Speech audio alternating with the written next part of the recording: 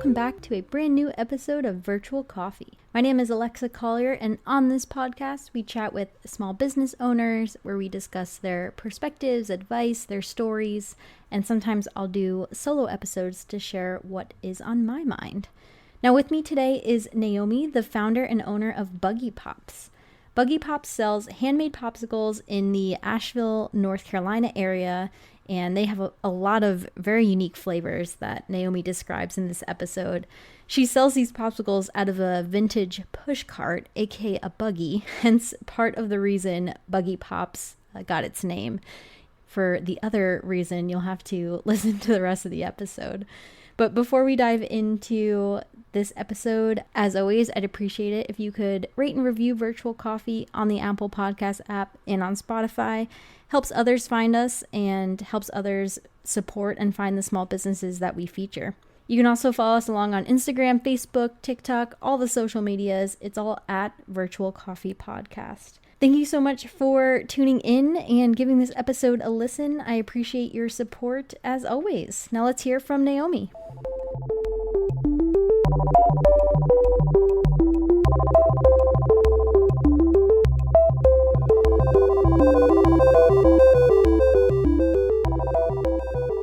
Welcome, Neomi. Thank you so much for being on Virtual Coffee.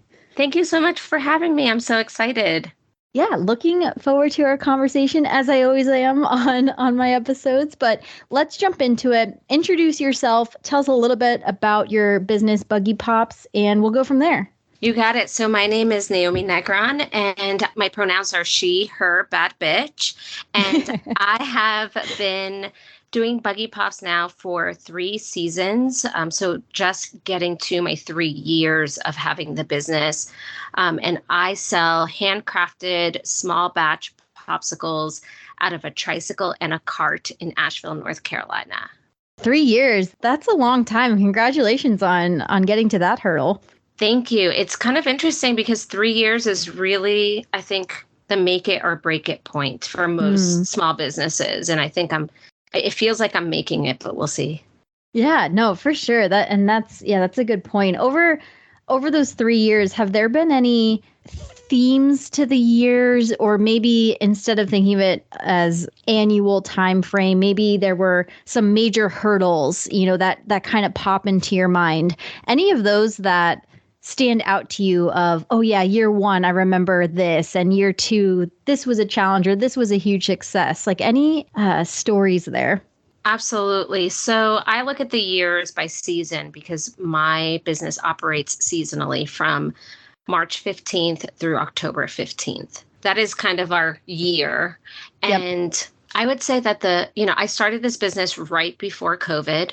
My very first event was the month before COVID.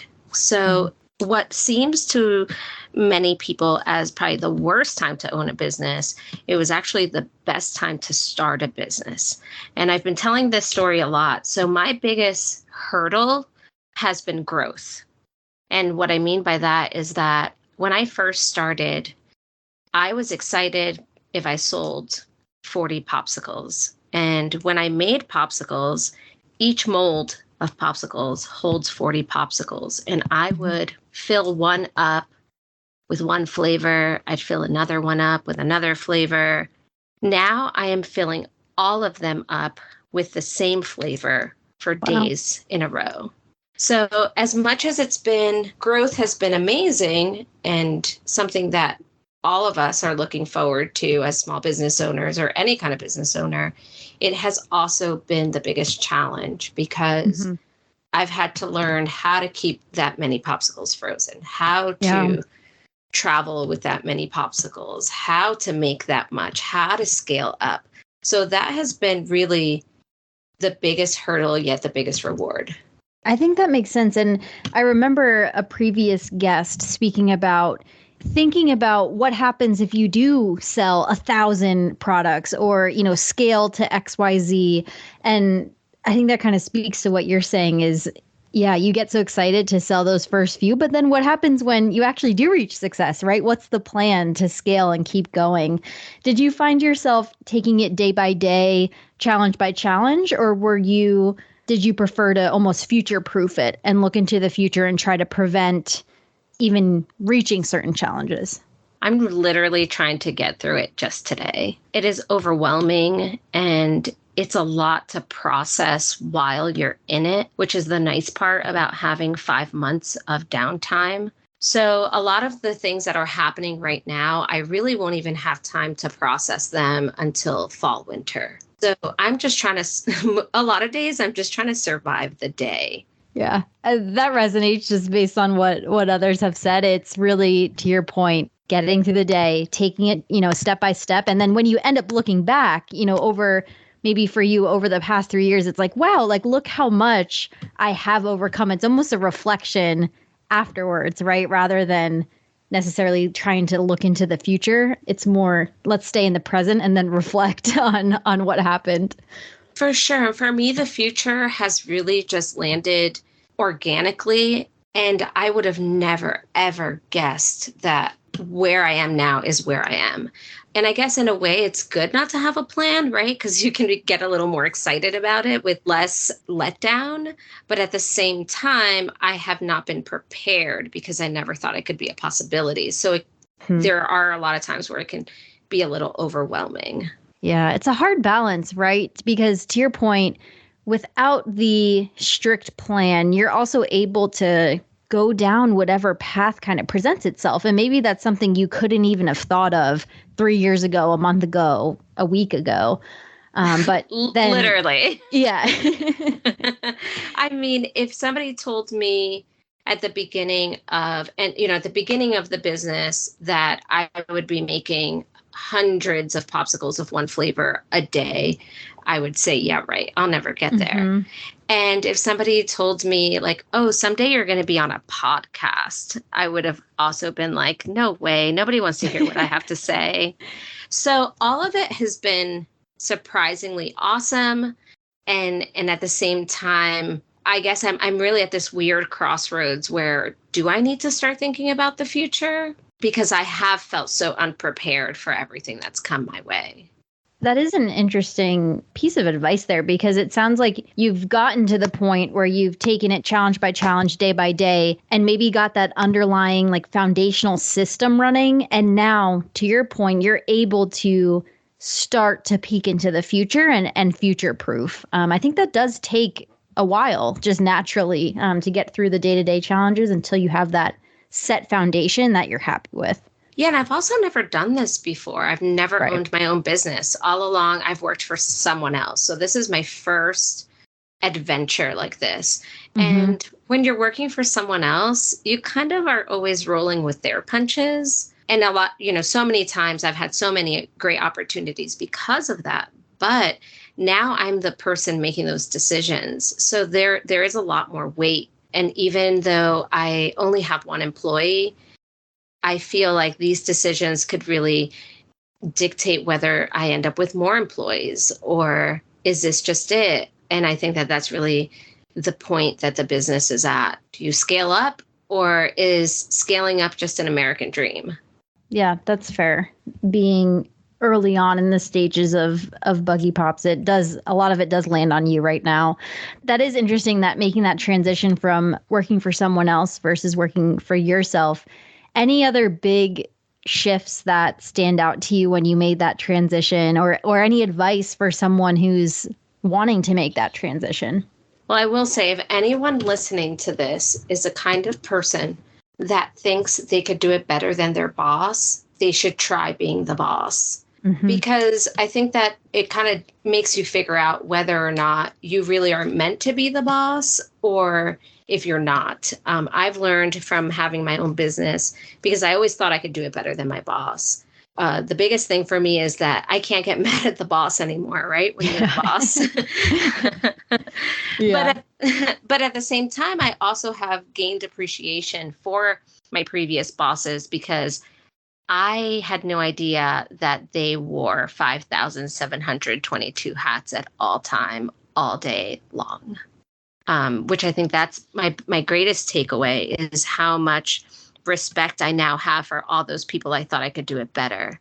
They were managing me plus in some circumstances, 20 other people and still trying to do their books and have their marketing and their this and their that. And now that I'm wearing all those hats, I truly do appreciate and respect those people. Yeah, that's one of the best ways to have empathy for someone and understand what they're going through. Is going through it yourself, right? There's really nothing there's some things that come close to that, but unless you experience it for yourself, it's hard to imagine what it's like to be in their shoes. So that is a good reflection, even for, someone like myself who does have a 9-to-5 corporate job, is just reminding myself every once in a while, like what that might be like being the boss and just having some empathy there. Yeah, I think I also felt this way about parenting. I stopped judging people once I became a parent, and I was like, Oh my gosh, they're just trying to get by. I think it fits into pretty much any kind of anything that you do. Definitely. Yeah, that reminds me of like the classic, the like baby screaming on a plane, right? Like all the childless folks are annoyed, the parents understand, and yeah, it's a good point. It's a great point. Oh my gosh! Now if I see a baby in distress on a plane, I'm like, can I help you? Would you like me to carry your baby for you? Give me the baby. I will help. Funny. Excellent. I want to dive into the actual, popsicles that you sell. Can you give our audience who's listening kind of a taste of some of your flavors? Don't have to dive into every single one of them, but maybe your favorites or best sellers, just to give them an idea of the types of pops that you sell. Absolutely. So the most important one that I always speak about is the coconut cinnamon. So coconut cinnamon is our signature flavor. It is my favorite flavor. It is, in my opinion, one of the best flavors, but it's really because it's made with probably the most love. And where it comes from is from a dessert that I ate as a kid. My mom is Puerto Rican, and it is a common Puerto Rican dessert called limber, Limber. And it can be made from many flavors or any flavor really, but it is in a cup. So basically what happened was I was making these and thought to myself, what if I turn these into popsicles? And really that one is it's just the best one, plain and simple. Yeah. And it's like horchata and French toast had a baby. Yeah, that sounds amazing. Like I love coconut anyway. That does sound very good and unique. We usually don't have I haven't heard of that flavor really in, traditional American desserts. Right. Although it's very, very common in our culture. Mm-hmm. But then, of course, we have our second most popular flavor is strawberry lemonade. It's just classic. It's red, which a lot of kids just want to eat their colors. And it's sweet and a little tart. And we have lots of different flavors, but some of my favorites are key lime pie, which has graham crackers in it, banana pudding, which has Nilla wafers in it. And I am currently completely hooked on strawberries and cream. It tastes like the strawberry flavor from when you were a kid and you got the Neapolitan vanilla, strawberry, and chocolate combo. It's so nostalgic. I absolutely love it. So we have all different kinds of flavors, and we make sure to always have a combination of gluten-free and vegan options. Oh, nice. Mm-hmm. Yeah. That's awesome. They all sound so good. I love just like unique gourmet flavors like that. They sound delicious. How did you get really started with Buggy Pops? Was it just that, hey, what if I freeze, one of my favorite desserts, and that's how it came to be? What were some of those first few steps or experimentations of how the business came to be? I wish I had an awesome answer for you, but I have to be 1,000% honest. I hate winter. And I started really from a place of wanting to have a business where I didn't have to work during winter. Oh, I think that's a very interesting answer. Thanks. So the goals were to not have to work winter and to be able to pay my bills. So that's really where all of it kind of started. And then because I don't like winter, I moved to Florida for a winter to see what that would be like. And I was eating popsicles day in and day out. And I really was just like, what if I did this myself? And I knew that there wasn't a popsicle business in Asheville, although we have some great ice cream businesses. And I saw an opportunity, so I jumped on it, and it seems to be paying off. It's a great answer because it shows it doesn't always have to be, oh, I've been in love with popsicles since I was 3 and I always knew I wanted to, own a small business. Like it can stem from really any place. I love that kind of journey you had there with the business. Yeah, I mean, and I also love to travel, and I'm not somebody who likes to just go somewhere for a week. So this really also allows me to take these big chunks of time off to explore other places, which also allows me to come up with new flavor ideas and try the desserts in those places, or maybe a popsicle place somewhere else that's doing really cool things. So it's been really fun to, I guess, work for these months and then do research on the time off. Your story reminds me a lot of know what you want and go after it. But the hardest thing to do is know what you want. And you clearly, like, what you wanted was time off in the winter, be able to travel, and clearly, make money, live life, pay your bills. And you knew that. And then how you did it was through Buggy Pops. Like, that's such a unique solution to that. But you really started by knowing what you wanted in life and how you wanted your life to be day to day. Maybe I knew too much. I also knew that I also knew that it was time to start my own business and be my own boss. Yeah. So I think all the pieces kind of fell into place, which is kind of goes back to what I was saying before, like things just kind of fallen into place without me having to think that hard about what happens next. So it's interesting to be now in that position. I would think along the way, you were unknowingly taking steps, doing things, making progress like towards this eventual realization of the business, like even without you necessarily knowing it, right? Like it all kind of led up to it, to those pieces falling into place. Yeah, I think that's what happens to a lot of people, right? You're like, oh man, I didn't realize that I was doing this or doing that. So I was managing a small business, and I learned a lot during that time too, which a lot of those experiences have carried over. The good ones and the bad ones have carried over to what to do and what not to do. But I had no idea that that's what was happening while it was happening. Yeah, exactly. Hindsight's always 2020. Always.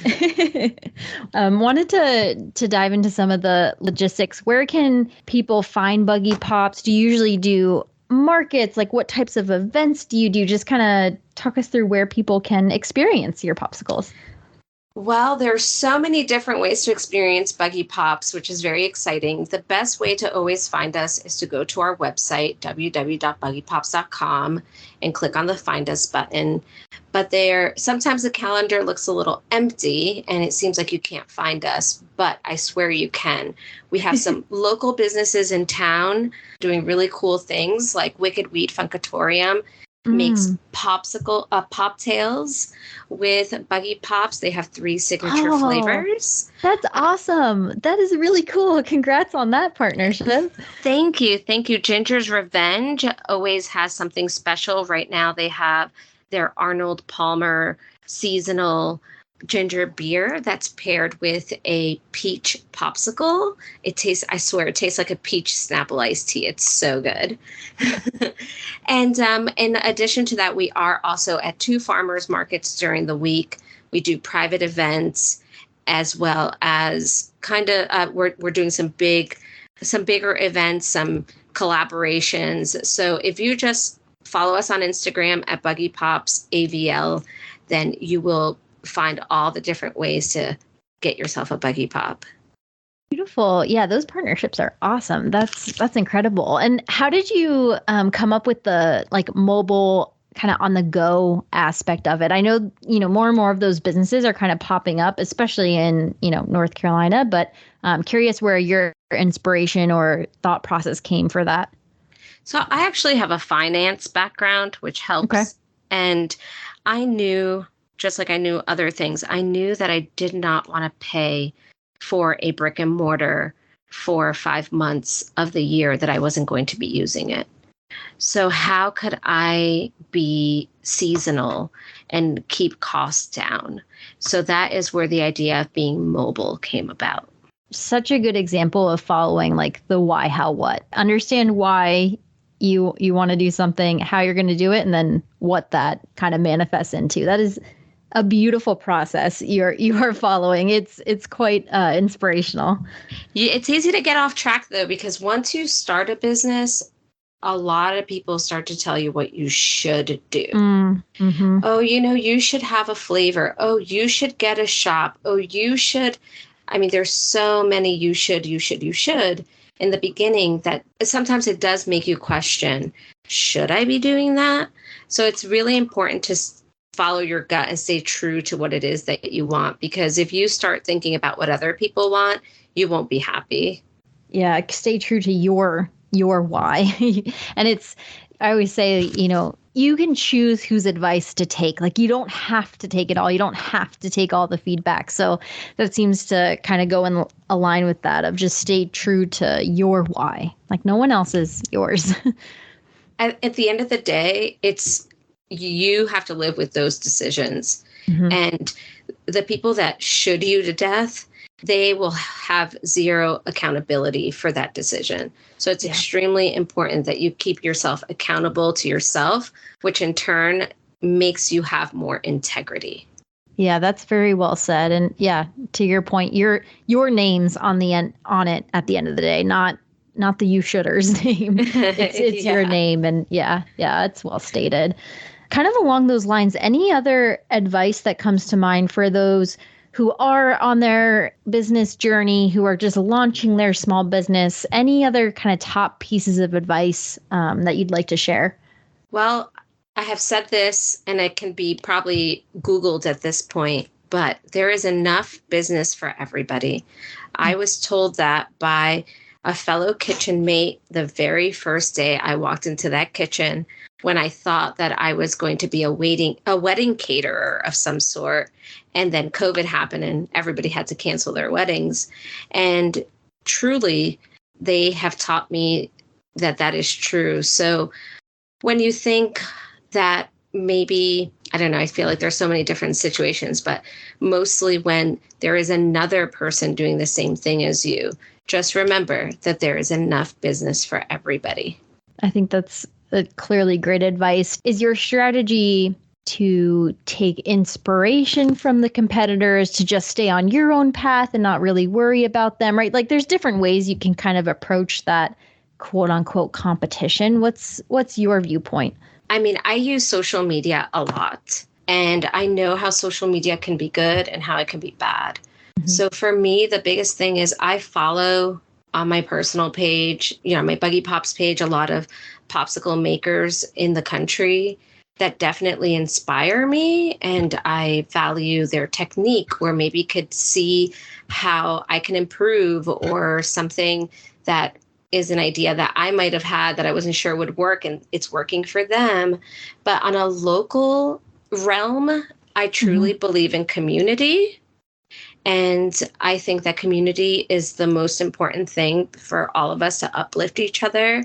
And with that said, I work out of a commercial kitchen of an ice cream maker. Just goes to prove that you can have someone making ice cream and someone making popsicles in the same place, when really some people could see us as competitors. We really see each other as community.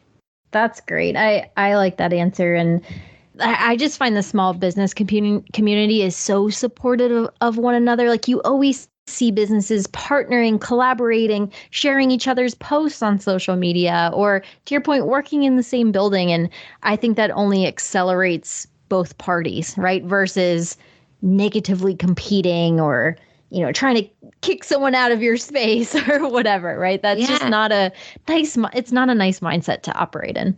I think at the end of the day, too, it just doesn't feel good in my heart. I don't feel good when things are negative. I don't feel good when there's some sort of drama. So for me, when those kinds of situations happen, I try to address them. If not, I ignore the chatter.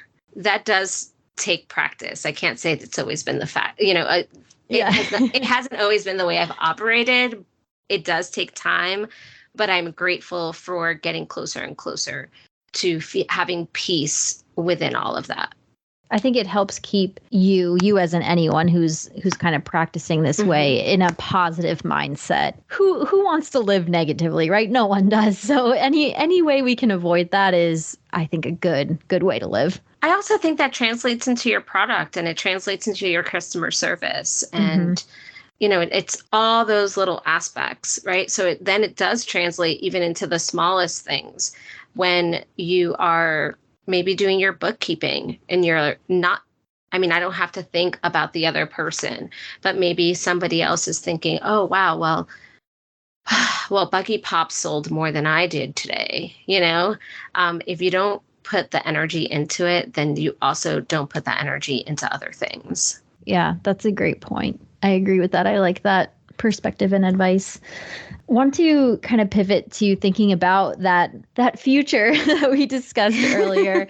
Any big plans or goals or future updates you want to share about Buggy Pops? Like anywhere you're hoping to take the business or dreams you have for it? Oh man, I really have to be honest that I don't know. I'm really just figuring it out as I go.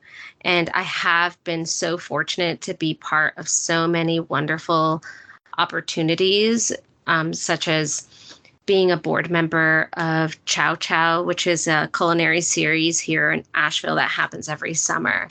A year ago, I had been asked to do an event, and if somebody would have told me that I would have ended up on the board of this amazing culinary series, I would have probably laughed in their face. So I don't have any plans, but the one thing that I can say is that I am being more cautious and thoughtful about the things that I'm saying yes to, and becoming more comfortable with saying no to the things that I know don't serve me.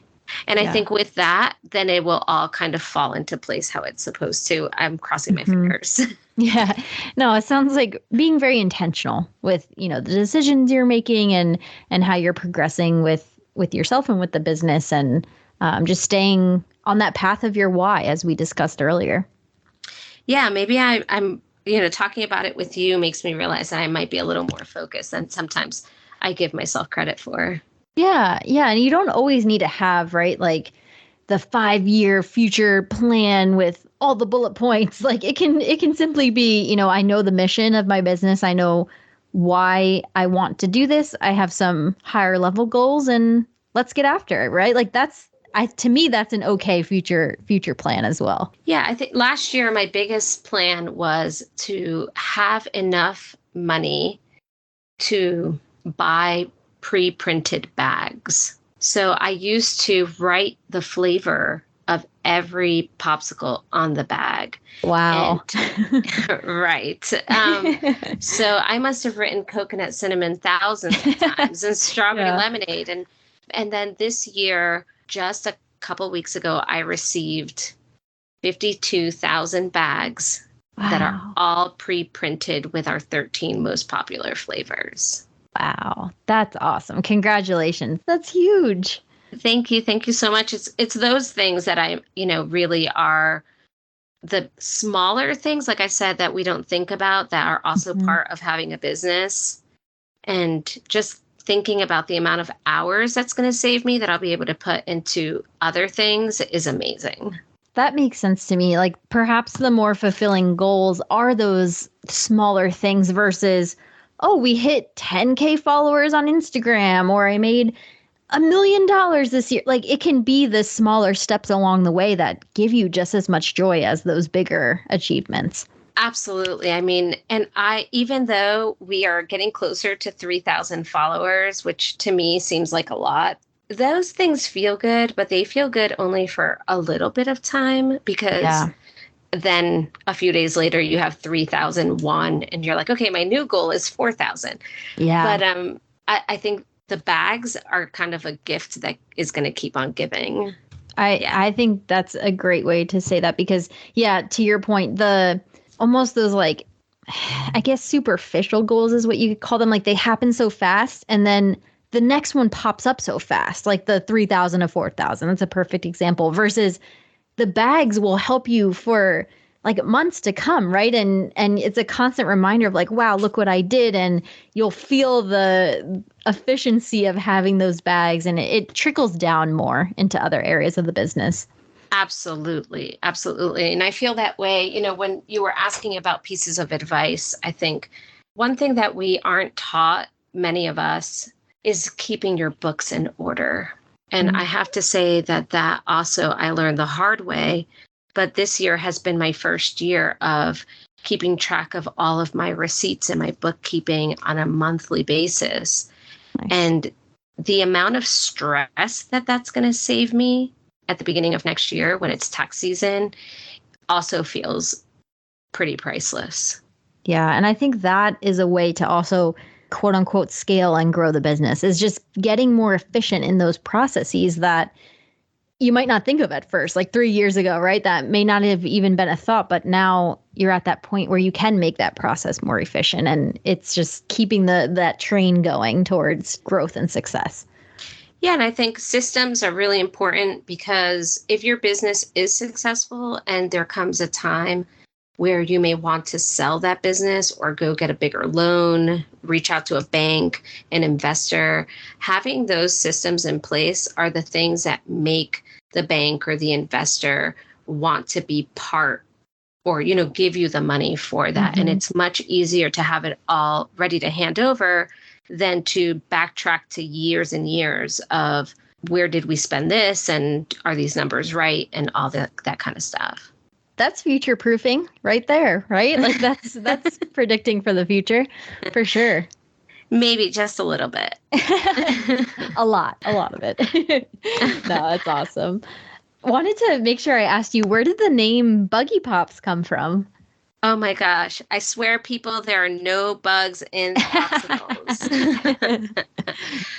Buggy comes from two places. The first place is that I've been vending out of a buggy. So out of the tricycle and the cart, which are both two different kinds of buggies. But truly, Buggy is my daughter's nickname. Aww. And that has been her nickname since she was in my belly, and she's now 13 years old. That's very sweet. Does she appreciate it being named after her? Oh, she's 13, so if I get a thumbs up, I feel appreciated. So I'm going to take it as a yes. Yeah, that's funny. That's awesome. No, that's a sweet story. I like that. The name's catchy. It's fun. It's cute. It's memorable. Well, thank you. Because in the beginning, I was so afraid that people would just think there were bugs.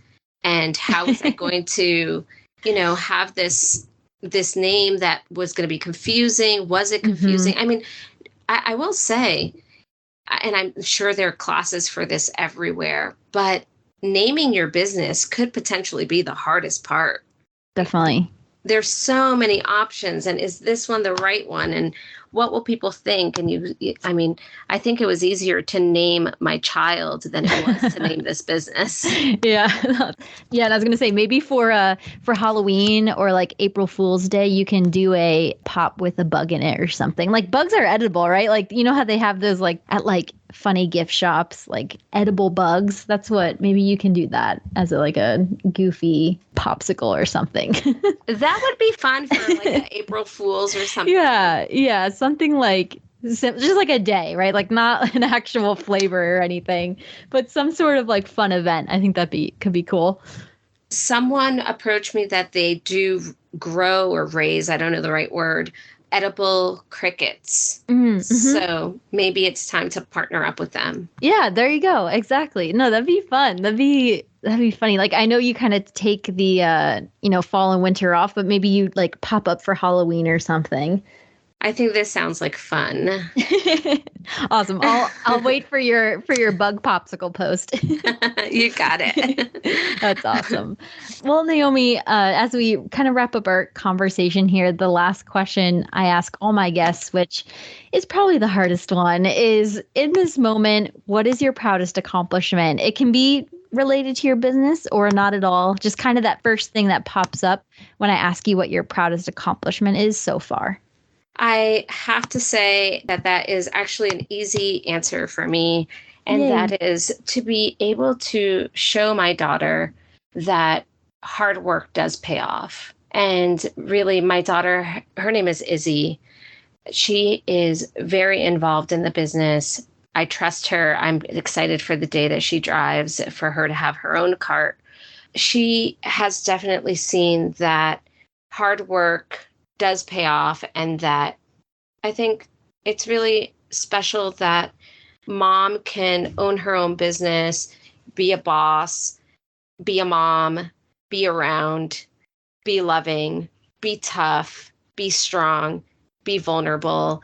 And I think that that is going to be, the biggest lessons that she's probably going to take away with her the day that she's doing her own thing, whether it's her own business or parenting, a job, or any kind of adventure. She'll be able to carry that along with her. Yeah, that's beautiful. And thank you for being an inspiration for her and for others. And congratulations on everything you've succeeded with so far with Buggy Pops. I know there's more to come.